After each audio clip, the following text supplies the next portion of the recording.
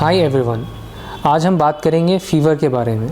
कई लोग फ़ीवर होते ही परेशान हो जाते हैं, बट आज हम जानेंगे कि फ़ीवर है क्या एक्चुअली में। फ़ीवर एक नॉर्मल रिस्पॉन्स है हमारे बॉडी का, ये एक अलार्म के जैसा काम करता है। तो फ़ीवर जब भी आता है किसी को, उसका ये मतलब है कि कुछ बॉडी में प्रॉब्लम है। तो जब भी किसी को फ़ीवर होता है, मेन इम्पॉर्टेंट थिंग उसमें है कि फ़ीवर की रीज़न क्या है, उसके पीछे का कॉज क्या है। कॉमन कॉज जो है दैट इज़ इन्फेक्शंस, और लेस कॉमन जो होता है वो है ऑटो इम्यून डिसऑर्डर्स, कैंसर, या कई बार कोई कॉज पता भी नहीं चलता। तो जब कभी भी आपको फ़ीवर होता है, डॉक्टर का काम ये है कि आपका फ़ीवर रिड्यूस तो करेंगे ताकि आप सिम्टोमेटिकली बेटर फील करो, और जो फ़ीवर के साथ जो सिम्टम्स होते हैं, headache, body pain, nausea, vomiting, इन सिम्टम्स को भी डॉक्टर आपका रिलीफ करने में मदद करता है। बट सबसे इम्पॉर्टेंट रिस्पॉन्सिबिलिटी डॉक्टर की यहाँ है कि उस फ़ीवर का कॉज क्या है, उसके पीछे का रीज़न क्या है।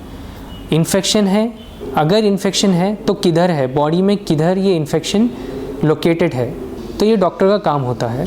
इसको फाइंड करने के लिए डॉक्टर आपसे कई सवाल पूछेंगे, आपको एग्जामिन करेंगे और आपको कोई इन्वेस्टिगेशंस भी बताएंगे जिससे ये इन्फेक्शन का सोर्स पता चल सके।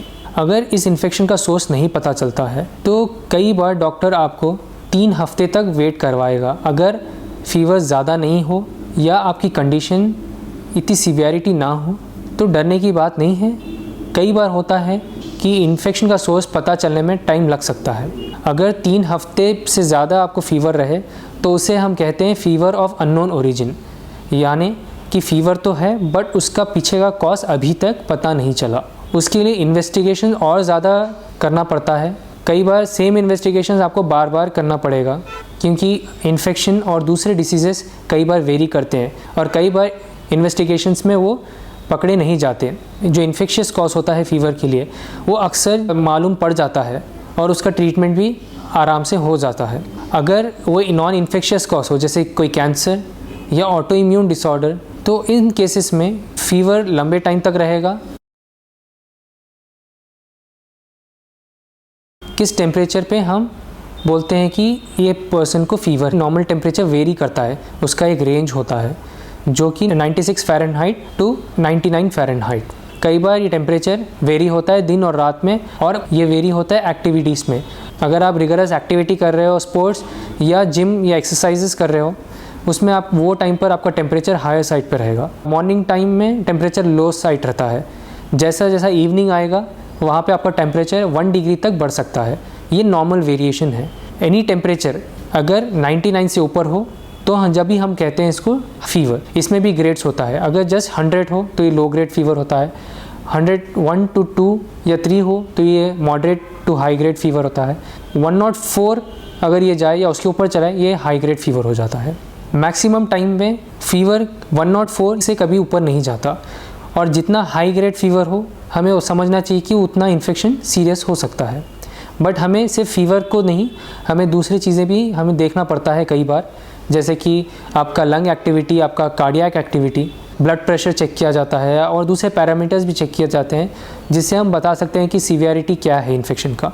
अगर आपको फ़ीवर होता है आप पैरास्टामोल खा सकते हो, जो कि ज़रूरत नहीं है। अगर लो ग्रेड फ़ीवर हो, अगर टेम्परेचर 100 या 101 तक हो तो ज़रूरी नहीं होता कि आप पैरास्टामोल खाओ। आप सिंपल मेथड जैसे कि कच्चे कपड़े से आप बॉडी वाइप कर सकते हो, या जो रूम टेम्परेचर होता है उसको आप कूल कर सकते हो AC डालकर या फ़ैन डालकर। अगर उससे ज़्यादा टेम्परेचर जाता है और बहुत ज़्यादा आपको डिस्कम्फर्ट पैदा होता है, जब आप जाके पैरास्टामोल खा सकते हो। बट हमें ये याद रखना है, फ़ीवर हमारा एनिमी नहीं है। फ़ीवर एक्चुअली बहुत बेनिफिशियल है हमारे लिए, क्योंकि जब फ़ीवर आता है ये आपका बॉडी रिस्पॉन्ड करता है इन्फेक्शन को। जो आपका इम्यून सिस्टम होता है ये हायर टेम्परेचर में बेस्ट काम करता है। इसी वजह से बॉडी क्या करता है, जब भी आपको इन्फेक्शन होता है तो आपका बॉडी टेम्परेचर को हायर साइड पुश कर देता है। इसीलिए मैं हमेशा रिकमेंड करता हूँ कि आप अगर फ़ीवर हो तो पैरास्टामोल सिर्फ जब ही खाओ अगर बहुत ज़्यादा डिस्कम्फर्ट हो रहा है या ज़्यादा बॉडी पेन्स हो रहा है या टेम्परेचर 101 के ऊपर जा रहा हो। और फ़ीवर के दौरान अहम पॉइंट ये है जो आपको याद रखना है, प्रॉपर हाइड्रेशन करते रहें, बिकॉज जब भी फ़ीवर होता है आपका बॉडी वाटर लूज़ करता है, तो उसको रिप्लेनिश करना बहुत ज़रूरी है। सो दैट आप डिहाइड्रेट ना हो। अगर आप ज़्यादा डिहाइड्रेट होगे तो आपका टेम्परेचर भी बढ़ जाएगा और दूसरे फंक्शनैलिटीज़ जो आपकी बॉडी है वो भी हैम्पर कर जाते हैं। और दूसरी चीज़ है जो आपको याद रखना, वो है प्रॉपर न्यूट्रिशन, क्योंकि जब भी आपको इन्फेक्शन होता है और जब फीवर होता है आपके कैलोरीज़ बहुत ज़्यादा बर्न होना शुरू होता है, तो आपको एक्चुअली कैलोरीज़ ज़्यादा खाने की ज़रूरत पड़ती है। अगर आप फूड प्रॉपर्ली ना लो, मसल ब्रेकडाउन होना शुरू होता है, जिसकी वजह से आप बॉडी पेन्स और वीकनेस ज़्यादा फील करते हो। कुछ एज ग्रुप्स में, जैसे कि छोटे बच्चे जो बिल्कुल 1 ईयर के बिलो हो, या बूढ़े जो 65 ईयर्स या ऊपर हो, या जिनमें और दूसरी बीमारियां हैं जैसे शुगर, हार्ट पेशेंट्स हो, हमें याद रखना है कि इन पेशेंट्स में इन्फेक्शन होते हुए भी फीवर नहीं आता, या आएगा तो भी बहुत कम रह सकता है। तो यहाँ पे हमें बहुत ज़्यादा चौकन्ना रहने की ज़रूरत पड़ती है। तो फीवर के साथ हमें दूसरी चीज़ें भी हमें इनमें देखना ज़रूरत पड़ती है, जो है ये प्रॉपर खा पा रहे हैं या नहीं, इनका कॉन्शियस लेवल कैसा है, क्या ये ड्राउजी तो नहीं है, बात कर पा रहे हैं सही से या नहीं कर पा रहे हैं। इन छोटे बच्चों में हमें देखना है कि फीडिंग कर रहे हैं क्या नहीं फीडिंग कर रहे हैं, इनका जो क्राई होता है ये क्राई प्रॉपर कर रहे हैं या एबनॉर्मल क्राई है, रेगुलर, मतलब आप मदर्स को आसानी से समझ पाते हैं कि एक नॉर्मल क्राई बेबी का कैसा है उनका, या जो एबनॉर्मल कभी हो जाता है तो कैसा होता है।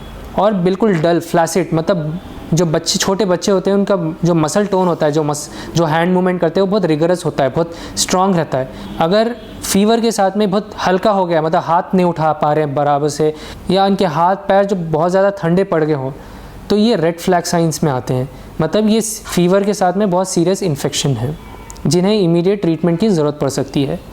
यही बूढ़ों में भी यही सेम हम चीज़ें देखेंगे, या नॉर्मल एज ग्रुप में भी यही हम चीज़ें सेम देखेंगे कि अगर प्रॉपर फूड खा पा रहे हैं या नहीं खा पा रहे हैं, या सीवियर वॉमिटिंग या डायरिया है फीवर के साथ में, या सीवियर हेडेक है फीवर के साथ में, या फीवर के साथ अगर कोई फिट्स आ रहा है, या बिल्कुल अनकॉन्शियस हो गए पेशेंट, तो ये भी रेड फ्लैग साइंस में आते हैं। तो जब भी अगर ये आप रेड फ्लैग साइंस देखो तो इमीडिएटली आपके करीबी इमरजेंसी डिपार्टमेंट पर इन्हें तुरंत लेके जाइए। इमरजेंसी ट्रीटमेंट की ज़रूरत है, अगर ट्रीटमेंट ना करें तो लाइफ को भी ख़तरा हो सकता है। अगर आप फीवर के बारे में और इसके रिलेटेड और कोई टॉपिक के बारे में जानना चाहते हो तो आप नीचे दिए गए लिंक में आप मैसेज कर सकते हो। और ऐसे ही इंटरेस्टिंग इन्फॉर्मेटिव वीडियोस देखने के लिए देखते रहिए बीइंग अवेयर।